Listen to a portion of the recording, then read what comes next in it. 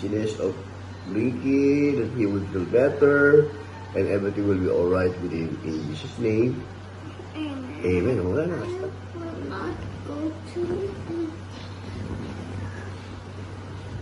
Nineveh. Nineveh. It's said, I want to go from God to look at the people there. No way. We got on a boat. He said to God, I want God to punish the wicked people there. Okay, how many people do we have here in the boat? And what? Lindsay and that. What? Just like, yeah.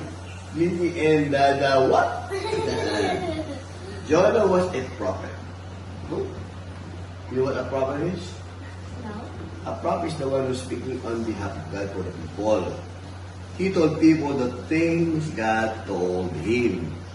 See, just like when Papa says something to you and you will tell Papa, you know what God is telling, then that is what a prophet is all about.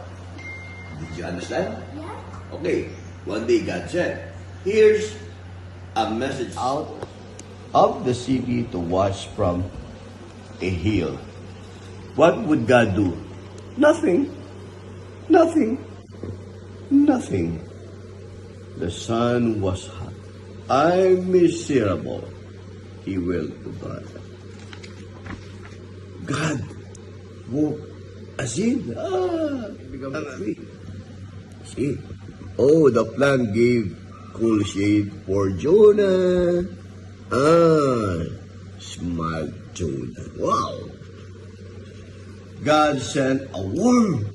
Choo, choo, choo. Oh, there's the worm. It killed the plant. Oh no, well, Jonah. What? I see you care about your plant, said God. Well, I care about people. The people of Nineveh. See, God wants Jonah to be concerned of the people of God more than the plant. See? Alright. Then, that's the end of our Jonah story today. The lesson that we can learn is to obey God as He instructed us, so that we would not like be Jonah, who was trying to run away from God and ended up inside the belly of the whale. And later on, he repented and followed God's instruction for him. That's the lesson for today for our Dada and Linkies devotion. Alright? Did you learn something today? Tell me. Okay. Let's pray. Jesus, help me Help me follow follow your your instructions. instructions. Help me Make me obedient in to your will. your will. I don't want to become Jonah I don't want to become Jonah running away running away from your will. from your will.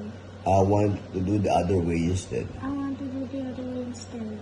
To obey you To obey you immediately immediately without any delay. without any delay. Lord, Lord, I will honor you I will honor you all the days of my life. all the days of my life. In Jesus' name, Amen. amen. Amen.